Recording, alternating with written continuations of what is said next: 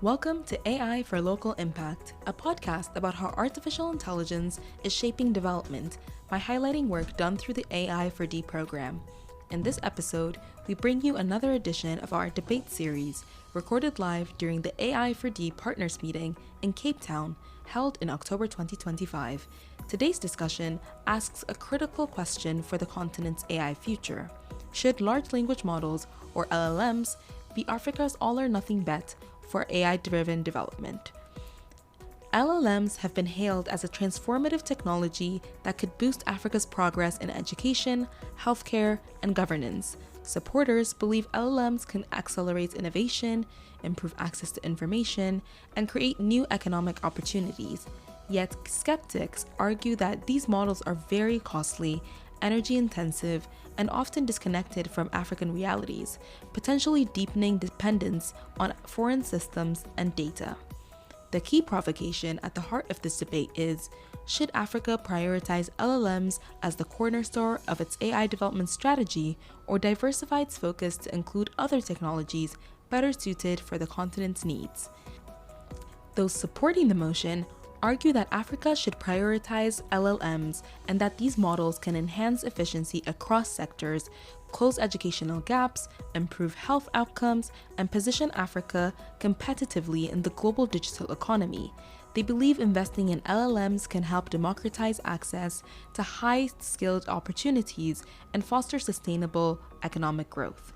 Those opposing the motion posit that LLMs should not be Africa's all-or-nothing bet, and they warn that infrastructure and linguistic biases of current LLMs make them ill-suited for many African contexts. They caution against algorithmic dependency and argue that Africa should diversify its AI investments into more practical and locally relevant technologies.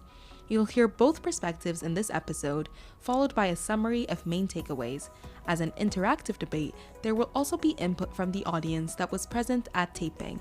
I'm your host, Salam Abdullah, researcher at the Global Center on AI Governance, and I had the chance to moderate this debate, so let's listen in. The title of the debate is LLMs, All or Nothing for Africa. So LLMs have been purported as a transformative tool to boost Africa's development on various sectors such as education, healthcare, and governance. But the idea that these technologies are the future of AI-driven development on the continent has been challenged by concerns about their monetary and energy costs, and also their relevance to the African context and priorities. So this presents a key question around whether Africa should invest in the majority of its efforts on LLMs as the cornerstone for AI development, or if doing so risks deprioritizing other AI technologies that are better fit for the continent's needs.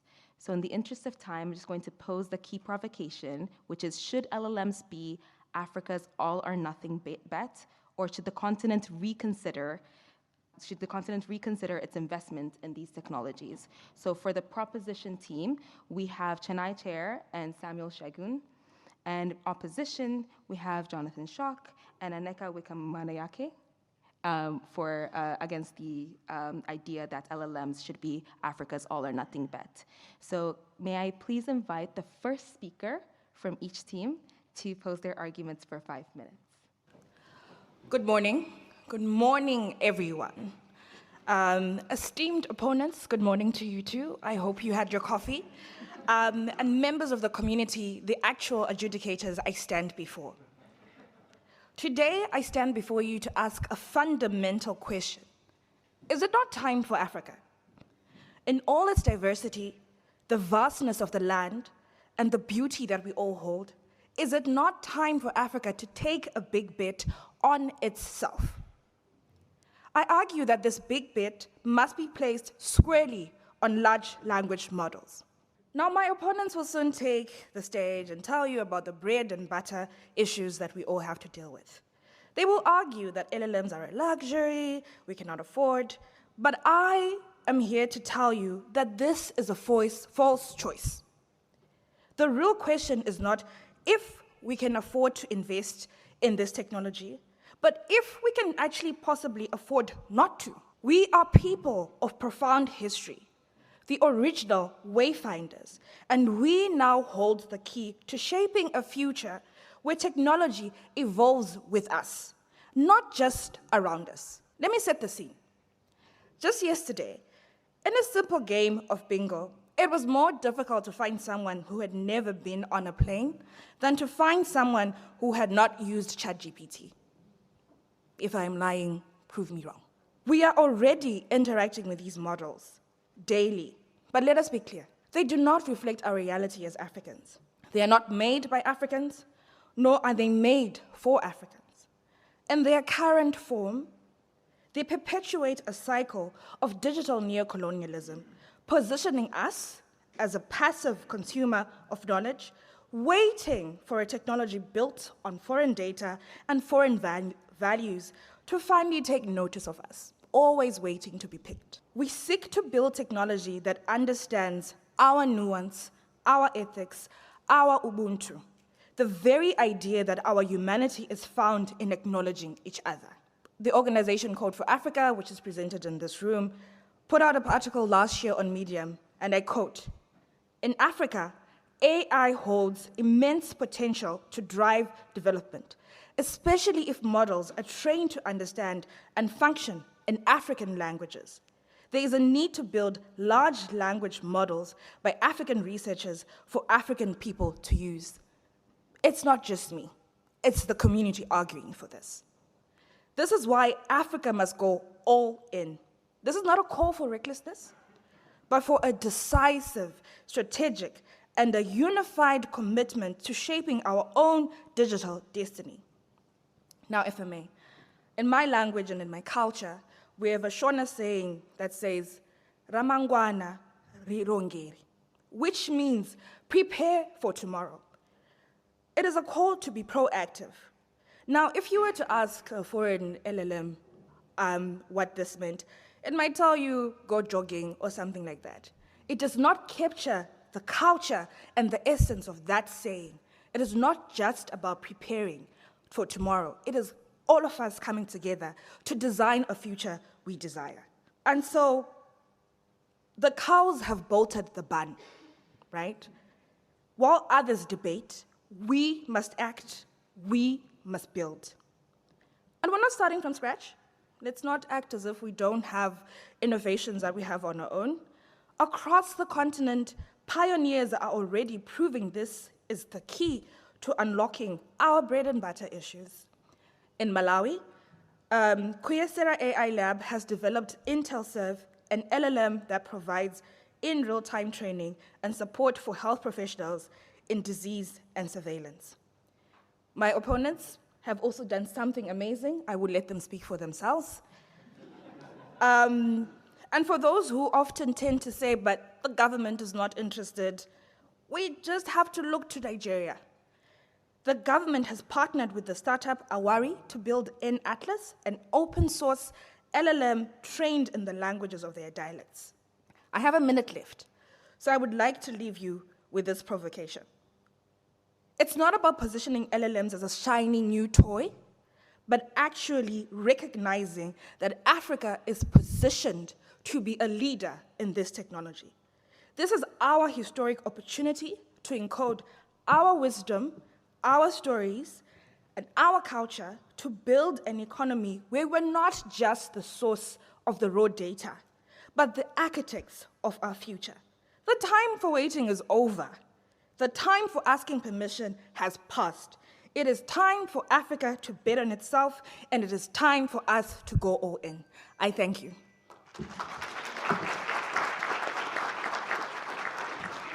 Thank you, and thank you for the arguments. Let me start with a quote. A famous philosopher said, "Wine poured from the sky won't make you fly." Okay, that wasn't a philosopher, that was ChatGPT, hallucinating. And that's the point. Large language models are known for giving the wrong answers with total confidence. They hallucinate, they make things up, and yet they sound utterly convincing while doing it.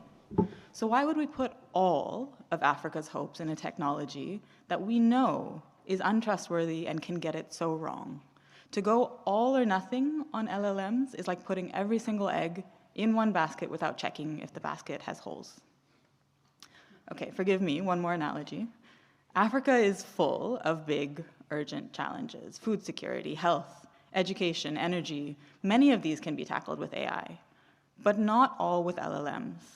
If you give me the choice between a shiny hammer and a full toolbox, I'll take the toolbox every single time, because no matter how good that hammer is, you can't build a whole house with it.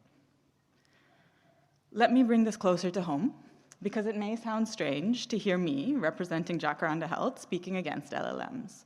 Where I work, I've seen the power of LLMs, but I want to share an example that explains why I don't believe they are the all or nothing. Let's take a mother. We'll call her Mercy.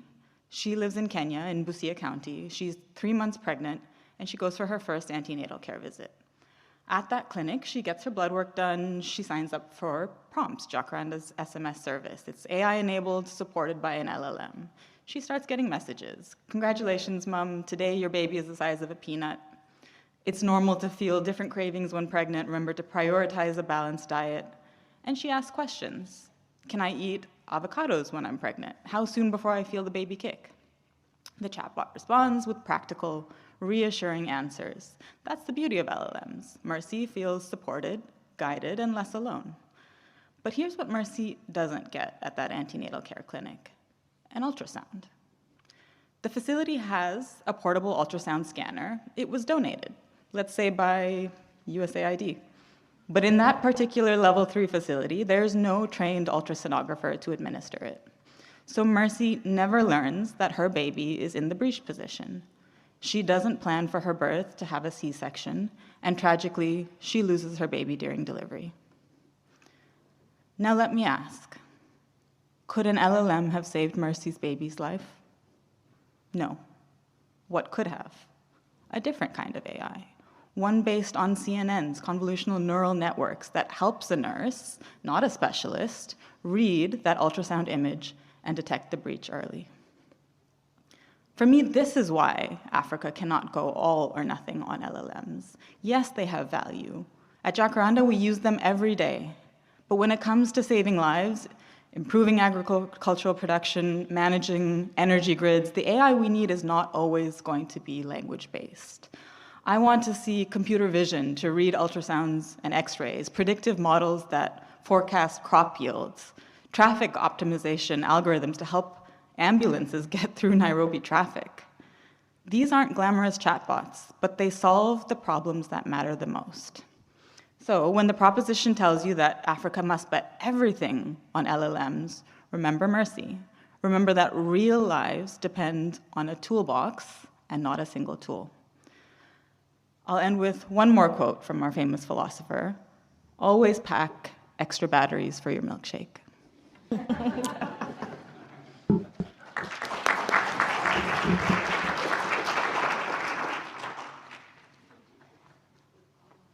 So my teammate has set the stage for us to explain why we think it's very important to talk about LLMs as a frontier, not just a frontier, but the frontier for Africa.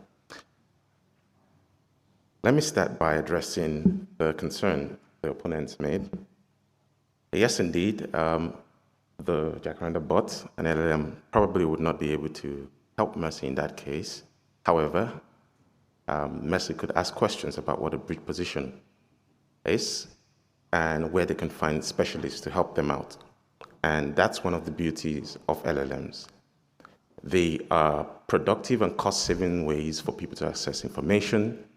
They help with time-consuming activities and tasks that are repetitive, and tasks that an LLM probably would have provided an answer without them necessarily having to travel to the hospital to speak with another doctor who would send them to another consultant, who would send them to a friend who is also a consultant, and then suggest to them that they need to go see another consultant somewhere in the city where there's a better hospital.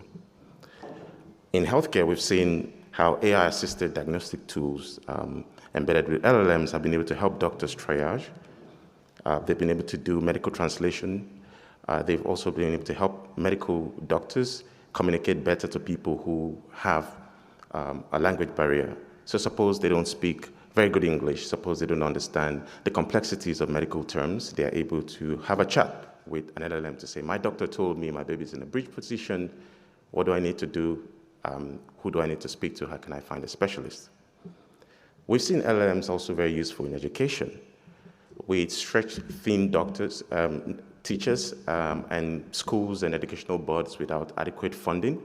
LLMs can be used to personalize curriculums for students based on their needs, educational levels, and also maybe mental health challenges and learning challenges or disabilities that might prevent them from accessing quality education.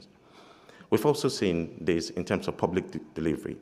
So many governments across the continent do not have enough funding to be very present to their citizens. And so what that means is that governments have inadvertently ceded portions of their countries to violent extremist groups or to neo-governmental organizations. And with LLMs, government is able to become closer to the people. People can have chats about what policies have an effect on their lives. We also see the LLMs to be very useful for accelerating Africa's digital economy. Why do I say that? LLM can be a catalyst for innovation. With LLMs today, you can vibe code your way into building products that the world use. So what it means is that it doesn't exclude Africans from participating in a global economy. It also gives an easy access to people who are not very skilled in the technical requirements to build such technologies to be able to do same, build tools for fintech, health tech, agri-tech, and even governance tools. So probably you should learn how to vibe code. In terms of skill development, by enabling Africans to engage in cutting-edge use of AI, particularly LLMs, you help to upskill a large youth population. With young people having access to LLMs, what that means is that they become digital natives early enough, and not just digital natives, AI natives as well. Lastly, I'd end by saying, I know part of the challenges and the opposition would often raise this is the cost for LLM. One of the reasons why I think it's important for Africa to bet big on LLMs is that it will help attract funding. So participating in LLM adoption at the moment positions Africa as a competitive player in the global tech market, attracting capital, research funding, participation, and talent. Thank you.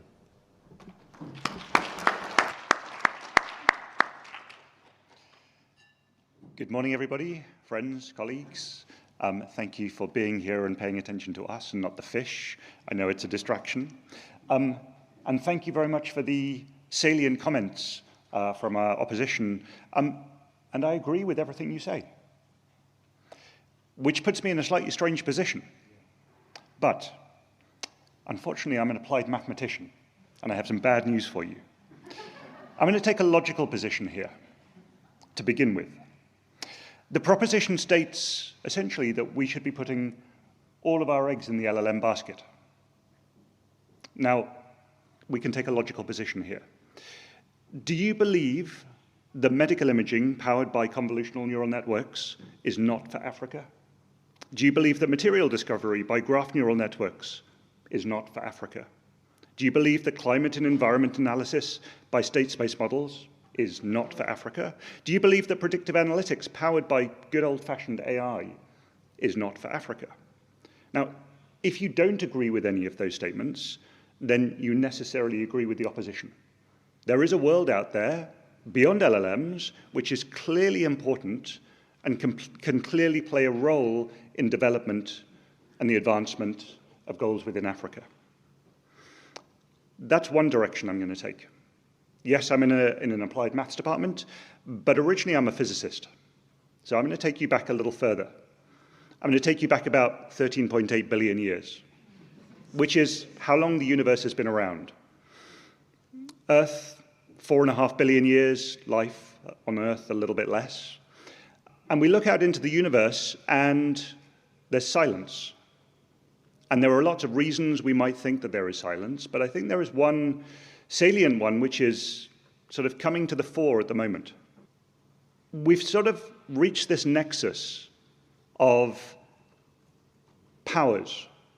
We have social media, we have capitalism, and we have LLMs. And those three together give you a perfect storm. It may well be that any civilization that has grown out there in the universe has come to the same point.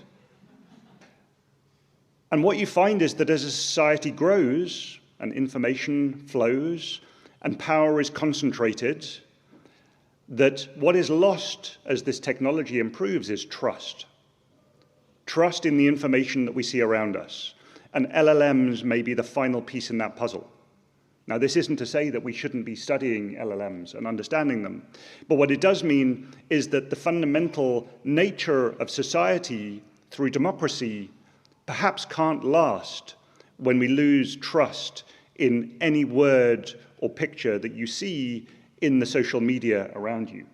There are powers at play in the world today which are vying for the critical minerals in Africa. There's a power struggle, and that power struggle is no longer being forged with weapons, physical weapons, it's being forged with information. And there is now this great power that can take advantage of this nexus of social media, of capitalism, of LLMs, and force the breakdown of societies within Africa so that they can come in and take the critical minerals, they can take the resources. This is something that we have to be very, very salient of. And it does mean that we shouldn't be ignoring LLMs. We absolutely need to be studying them. We need to be understanding the risks inherent in them. We need to be understanding how they can undermine democracies. We're at this critical point, and this is very, very dangerous, particularly for Africa. I want to form an acronym here that this nexus is of social media, of inequity, of totalitarianism, and of hallucinations. This is the problem, ladies and gentlemen, of the Sith. Thank you.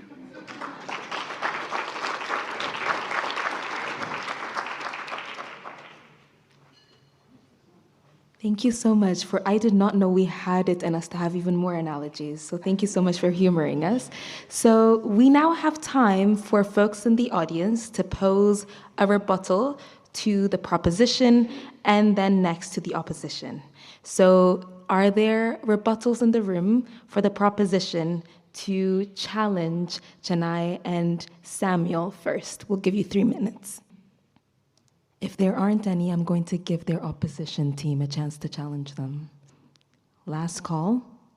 Well, floor is yours again. You may decide on one person to challenge the proposition team once again. All right, I'll just respond to a few things that our opponents commented on. So our lovely competitors here said that Mercy, our mother, could ask the chatbot what breach means. Sure, she could.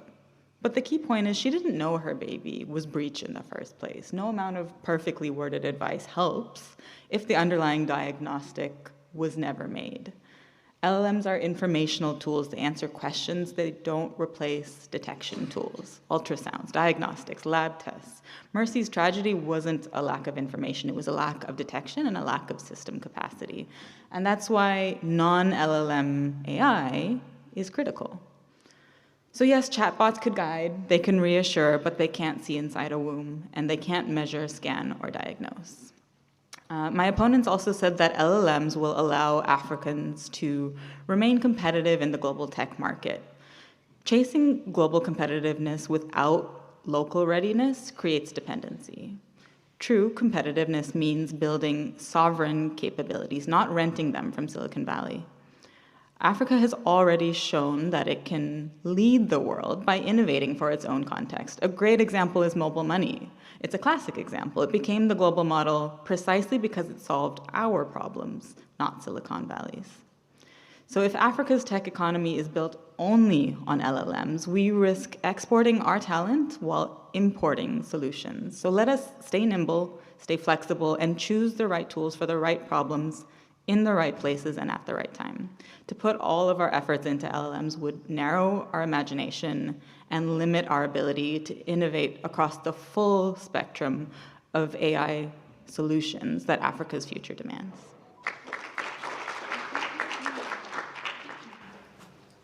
Let's see if we're fair in the room and see if we have questions rebuttals, rather, to the proposition team. Does anyone want to challenge Samuel or Chennai's arguments? Does anyone want to challenge the opposition's team? Sorry. Okay, we have a lot more hands. I think the team of Professor Shock didn't read the question correctly,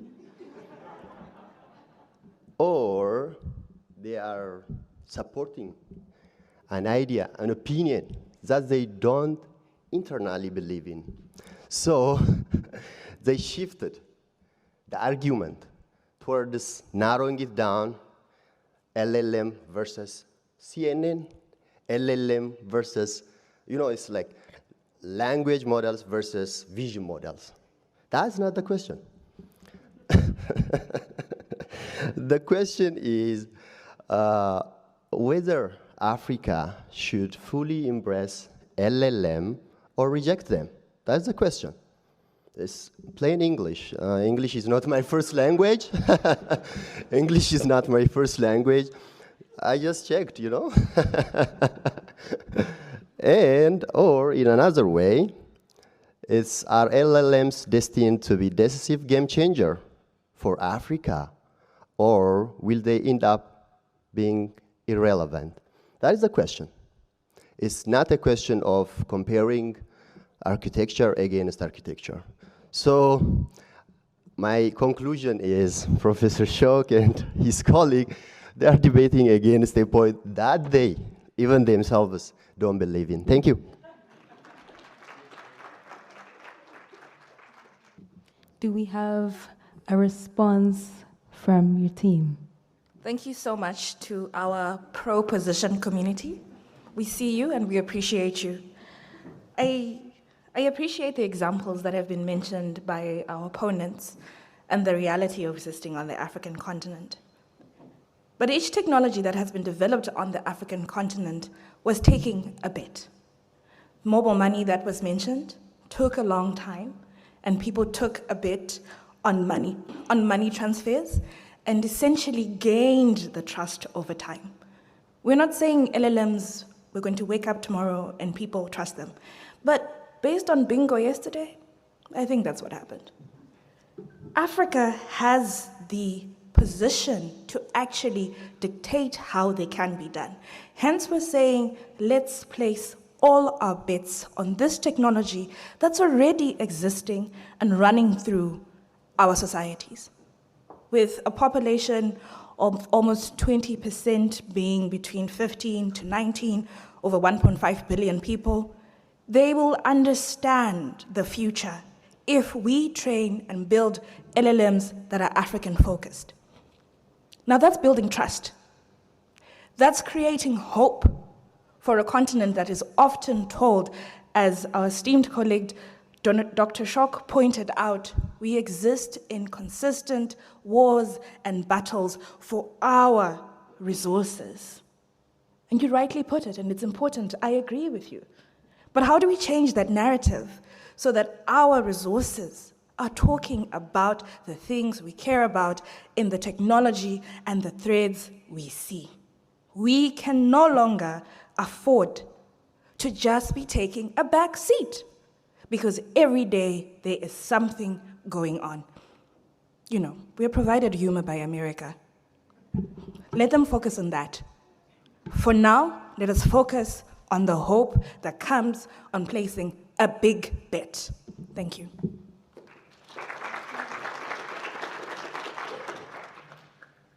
Before we vote whether we are going for LLMs all or nothing in Africa, do we have questions in the room for either team? Nobody's mentioned AGI yet. I know that's quite a polarizing term, and yeah, there's a sort of marketing thing around that as well. But are we headed for AI systems that are increasingly powerful and will be more like systems of systems? So it'll be one giant general purpose AI that is probably largely built around an LLM, but is like a concert of AIs that can work with all the different vision ones and different architectures as well, and kind of do everything. I genuinely don't know. Is that where we're heading? That's obviously what a lot of the tech companies say is where we're heading. And if that was the case, what implications does it have for this question? If that's the case, then I'll have each team respond just with 1 minute responses. So you may nominate one person each. Sure. Thank you very much for the question. And I'd like also, if it's not a break of protocol, to also answer the previous comment regarding the question itself. I do think that AGI may be something that is emerging from this. The question is, do we have any control over that? And I think the answer is probably no. Just in terms of the question itself, do we believe that LLMs are everything for Africa? I don't think so. Do we believe that it is nothing for Africa? I don't think so. So I think that we do indeed disagree with this statement. But I think that you're quite right in terms of AGI, that it is coming, and we have to be very careful of how it comes about. Thanks for finally agreeing with us at least on some points. I actually do think, and I believe many people in the room will agree with me, that LLM is actually an important frontier before we get to AGI, and that's why the work that has been done with transformer models is actually very crucial in our goal towards AGI. Language was a very important tool in which we're able to communicate very complex ideas through evolution, and the opponents had made reference to evolutionary biology, so I think it's good to also point out that language was an important frontier, and if we're going to achieve AGI, language is also an important frontier. There are a couple of things to be straightened out, a couple of things like the underrepresentation of certain languages, the building a sufficient corpus for low-resource languages and all that. We are aware of that, and we also know that it's important to be able to tackle these things before we talk about AGI. And so not only is the natural language processing bit very important, it's also representative of how evolutionary biology has carried through from building complex languages to being able to build some sort of complex systems like AGI, which we hope to do soon. We have one final person who wants to challenge the proposition team, who has a question, to come up here. Thank you very much. And I do have a quite simple question around money. And I just wanted to recall that if I just have Googled it correctly, we do have like the latest GPT-4 model that cost 100 million to train. And we had Gemini's latest model that cost 170 million euro to train. And I guess we're talking large language models. So we would be talking also like the large costs to train them. And so my question would be, do we know about any cost-benefit analyses that are out there already, which would justify this big bet, actually, that I've heard you say Africa should make? Or is this something that's still to be done? Thank you. That's a very good layup. So yes, we know that there are. A good example would be DeepSeek has shown us that we can actually do more with LLMs without spending that much money. So thanks to DeepSeek, we know that Africa can actually make that bet without spending as much as $100 million or euros to do that. Also, as compared to, say, other model architecture like CNN that the opponents had mentioned, the ability for LLMs to generalize, I think, makes them or sets them apart, and their usefulness cuts across. Right? So if you build a diagnostic tool with a CNN for, say, healthcare, it's going to be for a single purpose, but with LLMs, we can generalize. Like with the text data, we can use that to do lots of coding. We can use that to interrogate knowledge systems for education. We can use that to be able to provide responses to chatbots for healthcare and the like. So indeed, it is good in that sense, and I think it's for cost savings and also for the cost benefit. LLMs do make sense largely because they have the ability to generalize across multiple domains. Thank you. All right, so it's voting time, and I do understand that the question itself has been questioned, but hopefully you've been convinced that the question can actually be turned around upside down on its head, or you're actually going to vote based on the question we had posed on the screen during the debate. So you may scan the Mentimeter on the screen and vote whether LLMs are all or nothing for Africa. And we'll, after folks have scanned it, we'll show where folks are leaning. I don't think we're going to shift any further, even if there's a couple of folks trickling in. So I believe that folks in the room don't believe that LLMs are all or nothing bet in Africa, which means that there's more room to explore. But thank you so much for our debaters. If we can give them a round of applause. Thank you. We heard passionate arguments from those who see LLMs as a gateway to growth and innovation, and those cautioning that the continent must invest in more context-appropriate and sustainable AI technologies. So I turn to you. What do you think? Should we place all our eggs in the LLM basket? Let us know. Find out how to interact with us in the description of this episode. You've been listening to AI for Local Impact, a podcast produced by the Global Center on AI Governance. We explore the role of artificial intelligence in advancing development by highlighting work done through the AI for D program. AI for D supports responsible AI ecosystems where experts in developing countries can create solutions to pressing development challenges. It is funded by Canada's International Development Research Centre and the UK's Foreign Commonwealth and Development Office. To learn more about AI for D, please visit ai4d.ai. Do not forget to subscribe, share this episode, and join us next time as we continue exploring the big questions and local realities shaping AI for development.